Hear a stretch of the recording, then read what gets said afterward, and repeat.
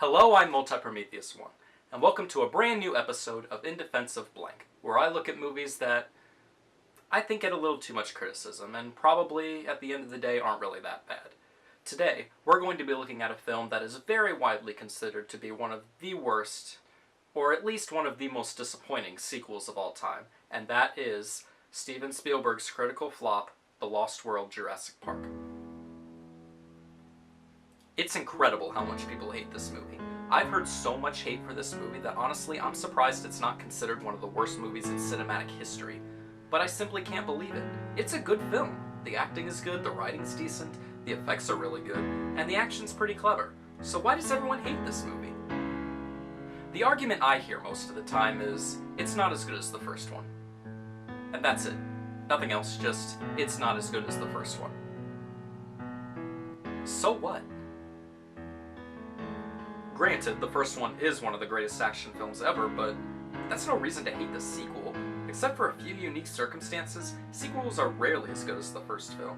Instead of looking at it as a follow-up to Jurassic Park, look at it as a movie.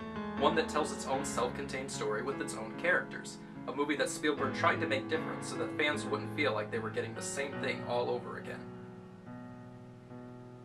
Hopefully I can sway some minds today. This is The Lost World: Jurassic Park.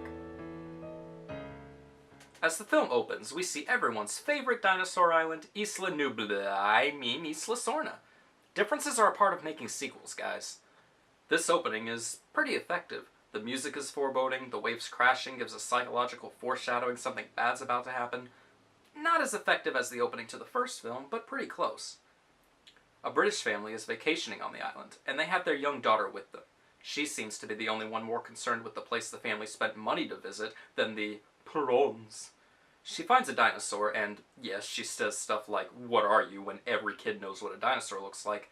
Newsflash for you, kids don't use their entire brain when they're amazed at something. The creature looks friendly at first, but after tasting some of her lunch, he and his buddies decide to make her lunch. You hurry up, please! Hurry up!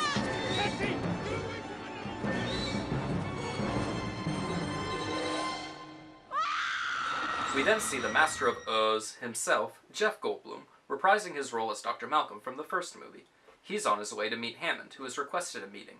Apparently, the public didn't take his story about an island with dinosaurs that seriously.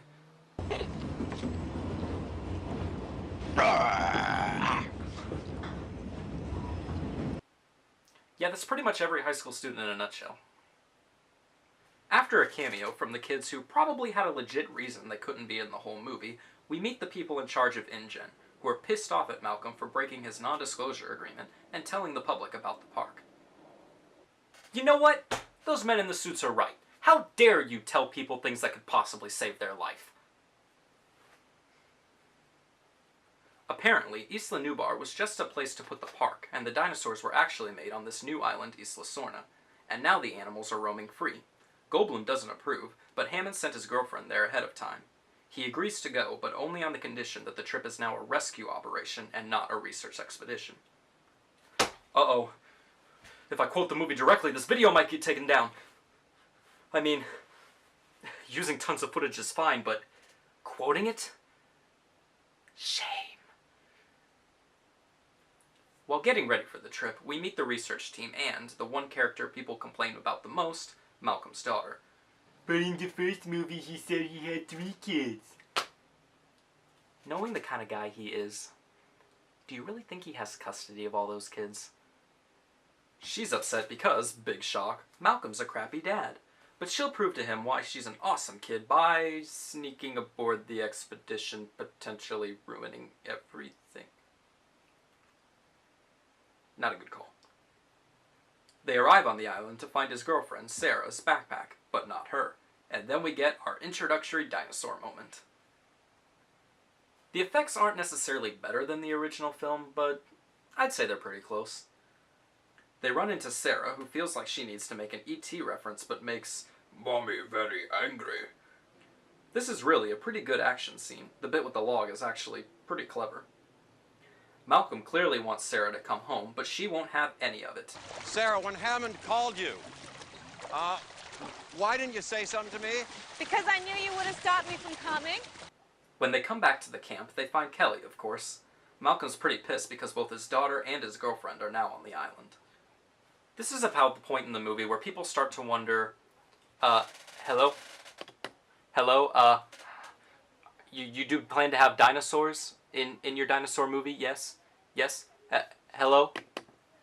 But if you really think about it, the same people who complain that there's not enough character development in movies complain when a movie takes too much time to give character development. Yeah, you go and figure that one out. A new team from InGen arrives, much to the surprise of our main characters. I don't get that. Why would Hammond said 2 teams? This leads to a pretty cool chase scene with a large herd of dinosaurs that InGen's trying to take into captivity. Our characters watch in dismay.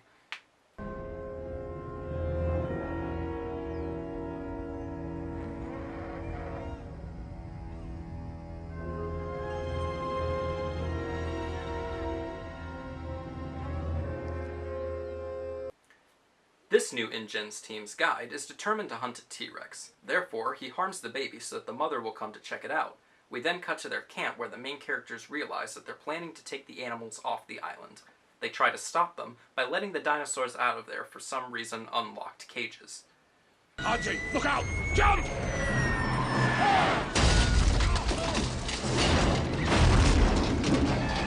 To the credit of the haters, I do doubt anything in that scene could toss a car that high into the air.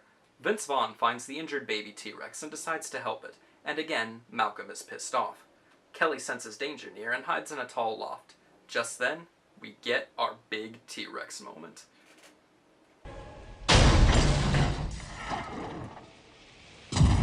Mommy's very angry. They give the baby back, but the parents are still upset. This leads to probably the best sequence of scenes in the entire film. I don't care if you don't like this movie, you can't deny the next 10 minutes is pretty awesome. Eddie tries to help but becomes T-Rex chow, and the RV finally falls, just barely avoiding taking our characters with it.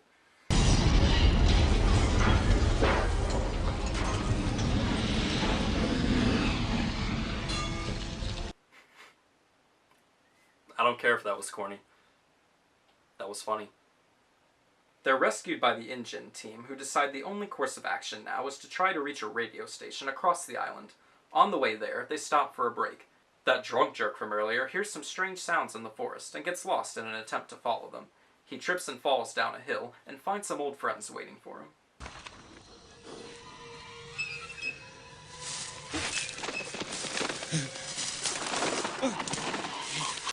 A lot of people say that this entire, I guess you can call it subplot with the guy getting chased by the little dinosaurs is completely pointless. And yeah, it is kind of superfluous to the plot, but you have to admit it does deliver some classic dinosaur thrills in classic Jurassic Park fashion. They set up camp in a clearing for the night and sleep out in the open. That's a good idea. When Mommy is still very angry. This scene is so suspenseful and well done, I completely ignore the fact that Sarah and Kelly are moving around and making tons of noise, and the T-Rex doesn't notice them. But when this movie's favorite stereotype freaks out, the whole camp erupts into chaos. What follows is a chase scene that's pretty darn awesome. They get chased around and into a waterfall, leaving nothing between them and the biggest teeth on the island. However, there is a big problem with this scene, and because it actually almost ruins the scene, it would not be right for me to not address it. In the last film, the T-Rex was able to catch up with a Jeep at full speed. In this film, a slowly running crowd of people is able to outrun it. So I find myself torn between the complete lack of logic and the amazing Spielberg awesomeness. Why do you do this to me, Steve? The Rex gives up, but they run into a field where more happy friends are waiting to see them. They reach the radio station, and Vaughn goes in to call for help while Malcolm, Kelly, and Sarah have to fend off the raptors. This scene is so entertaining. While it lacks the suspense the raptor scene in the first movie had, it makes up for it in really, really, really clever action.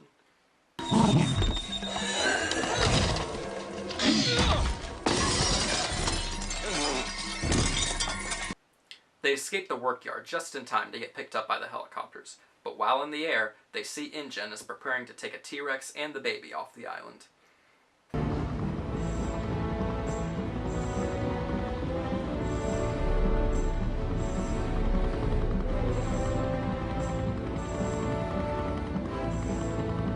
So they leave the island, and everyone lives happily ever after. The end. I'm Prometheus1. Thank you for watching, and I'll see you next time on our new episode of We Swear We're Not Disney.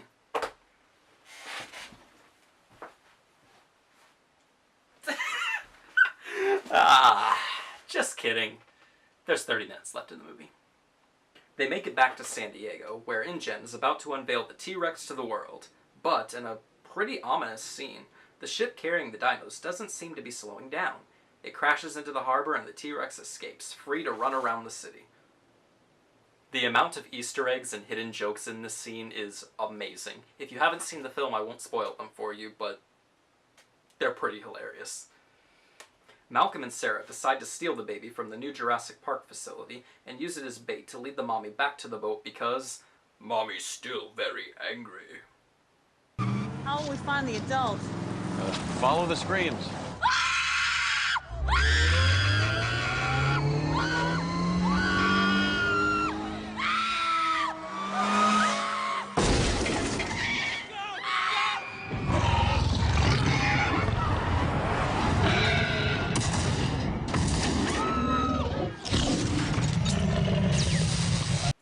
This scene is such a guilty pleasure. I love it so much. They get the mommy and baby back in the ship, the rich InGen Poopyhead gets what's coming to him, and the day is saved. We get our big Hammond speech for the movie, and it ends with some pretty cool imagery.